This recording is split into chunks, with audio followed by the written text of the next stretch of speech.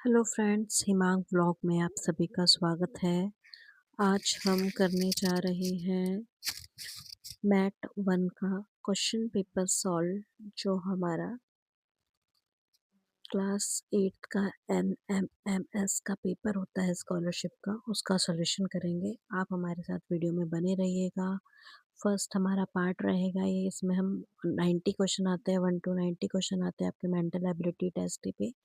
तो हम इसको पहले 45 क्वेश्चंस करेंगे। आप हमारे साथ वीडियो में बने रहिए, हमारा पार्ट 1 रहेगा और नेक्स्ट पार्ट्स आते रहेंगे। आप इसके इंस्ट्रक्शंस भी देख सकते हैं।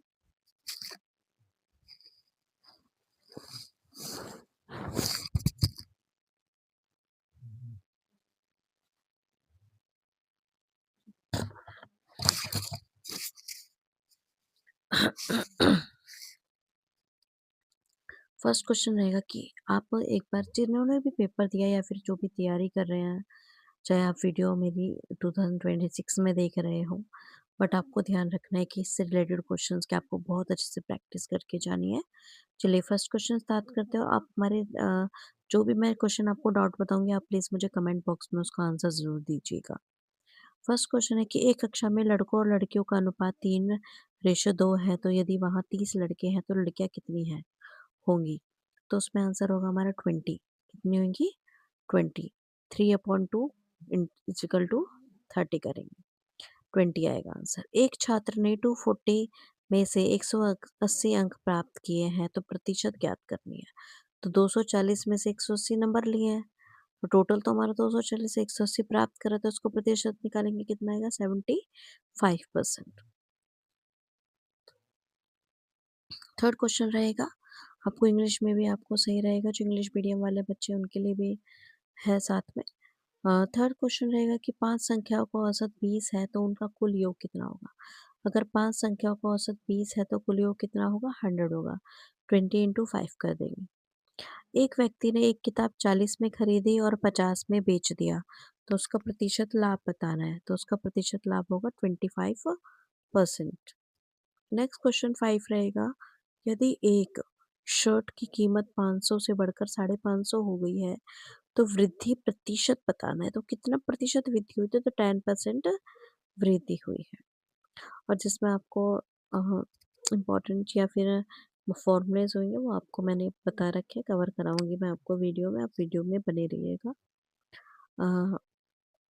6 क्वेश्चन है कि 900 को x और y के बीच 4:5 के अनुपात में बांटिए। तो 900 को हमें 4:5 के अनुपात में बांटना है, तो एक आएगा 400 एंड 500। नेक्स्ट रहेगा हमारा, एक रूट दे रखा है 162 अपॉन रूट 288 का मान ज्ञात करना है। तो 162 का हम एलसीएम निकाल लेंगे, तो 9 रूट 2 आएगा, और 288 का एलसीएम निकालोगे तो 12 रूट 2 आएगा। तो रूट 2 से रूट 2 कट जाएगा, तो 9/12 का आप काटोगे तो 3 से कटेगा, 3 9 3 3 3 4 तो 3/4 इसका मान रहेगा। चलिए 8 क्वेश्चन कर रहे थे कि 3000 की राशि 6% की साधारण ब्याज पर 6% के साधारण ब्याज पर 4 वर्षों के लिए उधार ली जाती है। जो 3000 रुपये हैं, वो 6% की साधारण ब्याज पर 4 वर्षों के लिए ली जा रही है। तो इसमें एसआई का फॉर्मूला लगाओगे आप, तो इसका आंसर आएगा आपका 720। अगर आपको डाउट हो, प्लीज़ आप मुझे कमेंट बॉक्स में ज़रूर बताइएगा, और आप हमारे चैनल को सब्सक्राइब कर लीजिएगा, जिससे कि आप हमारी आगे की वीडियोस देख सकें, अदर पेपर्स की भी। और आपके लिए ये इम्पोर्टेंट वीडियो है एनएमएमएस के लिए। ए और बी की आयु का अनुपात बताना है। ए और बी की आयु हमें 5:7 दे रखी है। यदि ए की आयु 15 है तो बी की बतानी है। तो आपको पता है 5 7 प्लस कितना होता है? 12 होता है। तो 15/b कर दिया, क्योंकि हमें 15 वर्ष पता है, बी की नहीं पता, तो इसका 3 गुना कर देंगे, आंसर आ जाएगा हमारा 21। चलिए नेक्स्ट क्वेश्चन पे चलते हैं।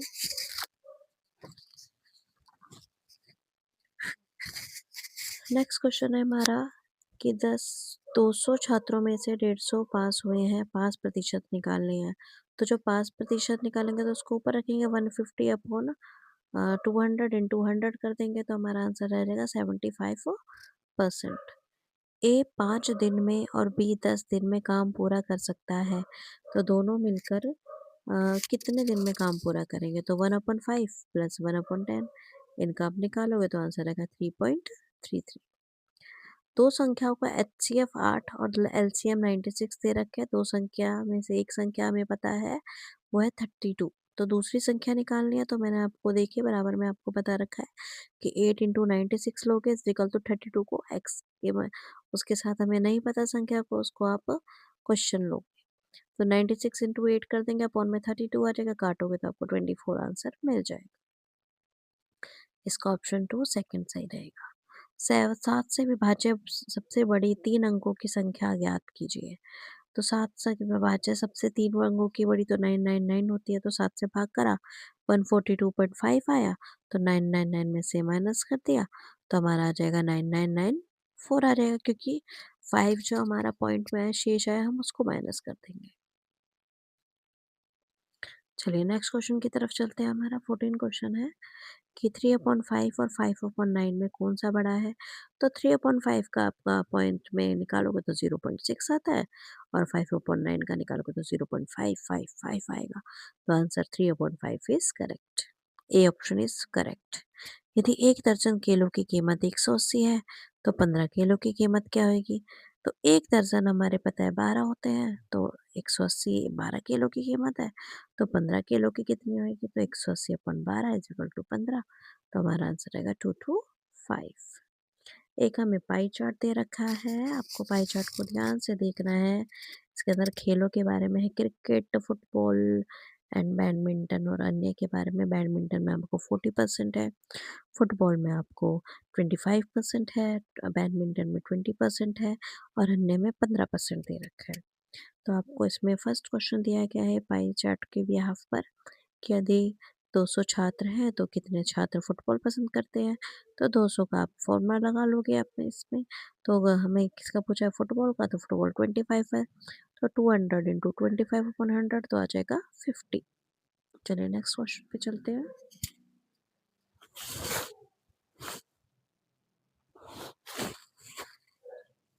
ये पाई चार्ट, ये क्वेश्चन पाई चार्ट के बिहाफ पर है, तो आपको पाई चार्ट एक बार देखना पड़ेगा। आप वीडियो को रिजर्व करके भी देख सकते हैं कि यदि कितने प्रतिशत छात्र क्रिकेट को अपने खेल के साथ में पसंद करते हैं। तो 40% छात्रों में सबसे कम लोकप्रिय खेल कौन सा है, तो वो आएगा अन्य। यदि 200 छात्रों ने सर्वेक्षण में भाग लिया है, तो कितने छात्र क्रिकेट पसंद करेंगे, तो 80%, 80 लोग पसंद करेंगे। तो उन छात्रों का संयुक्त प्रतिशत कितना है जो बैडमिंटन और अन्य पसंद करते हैं, तो 35, 20 प्लस 15। ठीक है, एक साइकिल 3,000 में खरीदी थी और उसको 15% लाभ में कमाने के लिए कितने में बेचा गया। तो एसपी लिखेंगे, सेलिंग प्राइस हमारा is equal to cost price multiply 1 plus profit upon 100, तो हमारा रहेगा 3,450। नेक्स्ट क्वेश्चन है हमारा कि एक दुकानदार ने एक वस्तु 500 में खरीदी और उस पर भी 30% बढ़ाकर मूल्य अंकित कर दिया, यानी कि उसने 30% रुपये अपना प्रॉफिट कमाया, और फिर उसने उसी को अंकित मूल्य पर जो 30% पे आया था, तो उसको 10% छूट भी दे दी। तो पहले आप वो प्रॉफिट निकालोगे, जो भी आंसर आएगा उस पे आप निकाल दोगे 10% छूट। मैंने आपको साथ में फॉर्मूले लिखे हुए हैं, आप ज़रूर उसको अप्लाई करके देखिएगा। नेक्स्ट है हमारा 2 इंटू 2, 2 की पावर 2 और 2 की पावर 2 के ऊपर 3 भी दे रखा है, तो पावर्स पावर्स में मल्टीप्लाई हो जाती है, तो 2 3 6 और 3 की पावर 6 हुई, तो 729 हमारा करेक्ट आंसर होगा। नेक्स्ट क्वेश्चन है हमें कि 24 एक ट्रेन की 90 किलोमीटर पर घंटा की गति से चलती है, तो 20 मिनट में यह कितनी दूरी तय करेगी, तो 30 किलोमीटर दूरी तय करेगी। आपको इसको 90 को 5/18 करके आपको आंसर निकालना पड़ेगा, फिर आपको मिनट्स को कन्वर्ट करना पड़ेगा, तो आपको इसमें आंसर मिल जाएगा। आप मुझे प्लीज़ डाउट क्लियर करेगा, अगर आप में क्वेश्चन में का डाउट हो तो मैं आपको सॉल्यूशन दे दूंगी। एक बैग में 5 लाल और 3 नीली हैं, 2 हरी बॉल गेंदे हैं, गोलियां सॉरी गोलियां हैं, इसमें मार्बल्स हैं, यानी कि गोलियां मार्बल्स या इंग्लिश में पढ़ लीजिएगा। और यदि एक गोली या जथित रूप से चुनी जाती है, तो नीली गोली चुनने की क्या संभावना है। तो नीली कितनी है, नीली दे रखी है हमें 3, और टोटल कितनी होगी 5 + 3 + 2, ये 10 हो गई, तो 3/10 is the correct answer, one option is correct.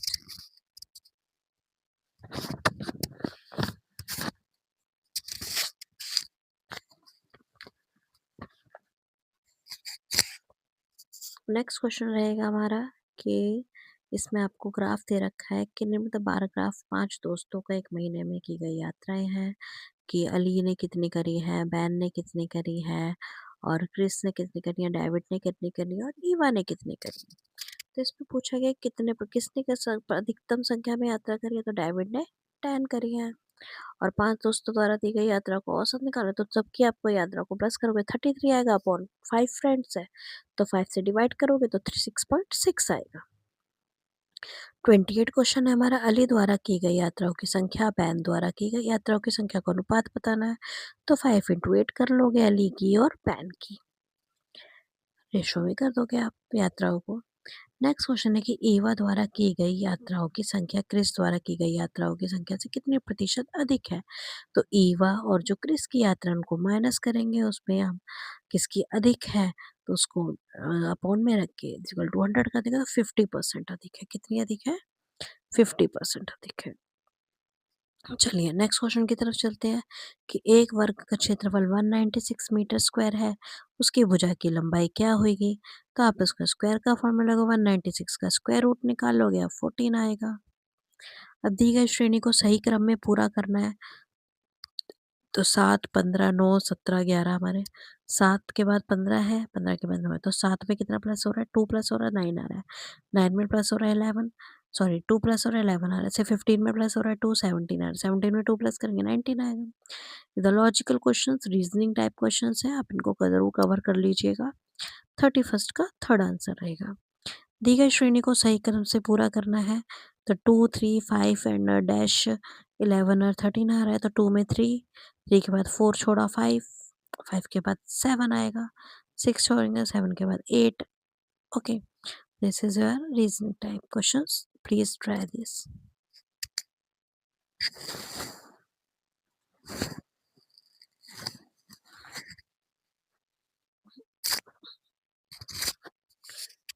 Next question है कि गलत आकृति बताना है। इस क्वेश्चन में मुझे ज़रूर डाउट है, 33 क्वेश्चन में प्लीज़ आप मुझे डाउट क्लियर करेगा अगर आपको कौन सा आंसर लगता है।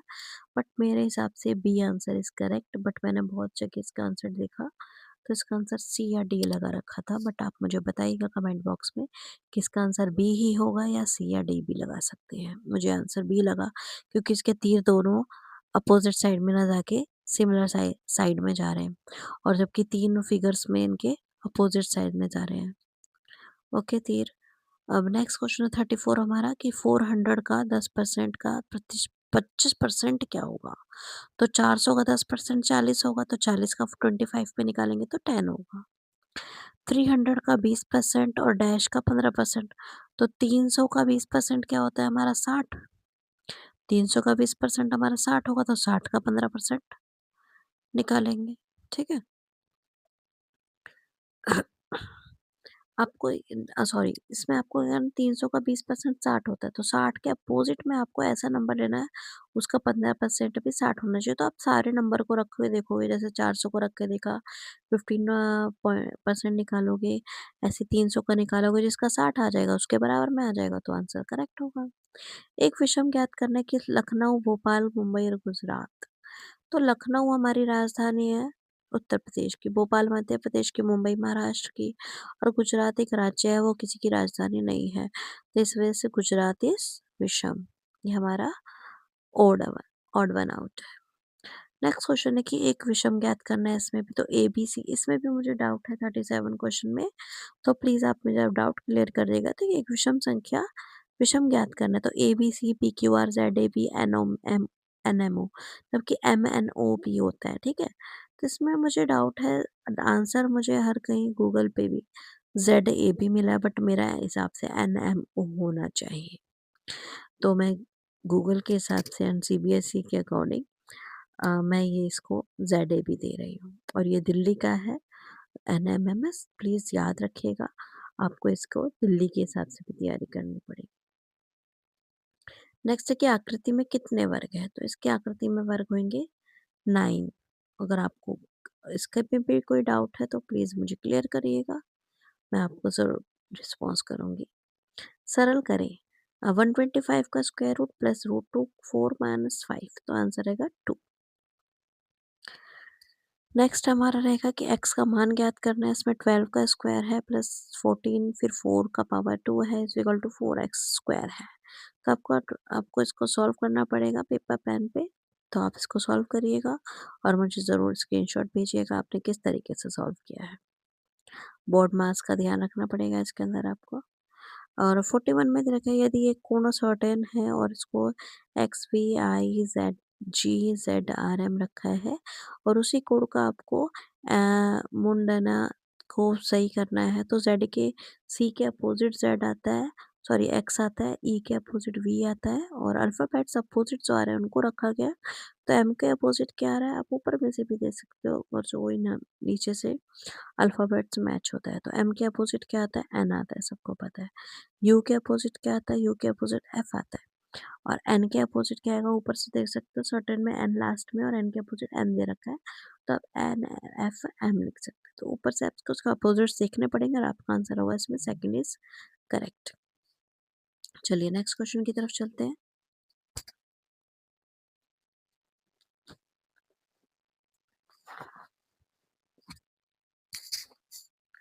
नेक्स्ट क्वेश्चन रहेगा हमारा कि निम्न में से कौन सा शब्द ट्रिब्यूनल के अक्षरों से नहीं बनाया जा सकता, यानी कि जो भी इस वर्ड में अल्फ़ाबेट्स यूज़ हो रहा है उसको लेकर ना बना हुआ है ऐसा कोई शब्द बताना है।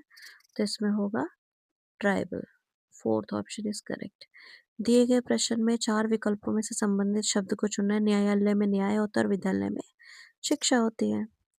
और यदि आप किसी व्यक्ति में दोनों तरफ से 13वें स्थान पर हैं तो उस व्यक्ति पंक्ति में कितने व्यक्ति खड़े हैं? तो 13। यदि आप किसी पंक्ति में दोनों तरफ से 13वें स्थान तो राइट से भी और लेफ्ट से भी तो 13 + 13 -1 कर देंगे तो 25 हमारा आंसर करेक्ट होगा। यदि आज मंगलवार है तो 62 दिन बाद कौन सा दिन होगा? तो इसको निकालना बहुत ही आसान है। जो भी आपको दिन दिया गया होगा उसको एक सप्ताह में 7 डेज होते हैं उसे डिवाइड करोगे 8 आ जाएगा आपका, 8.6 आएगा। तो आप मंगलवार में 6 प्लस कर दोगे, जो भी आपका शेष बचेगा उसमें आप 6 प्लस कर दोगे, वही हमारा दिन क्या होगा इसमें सोमवार।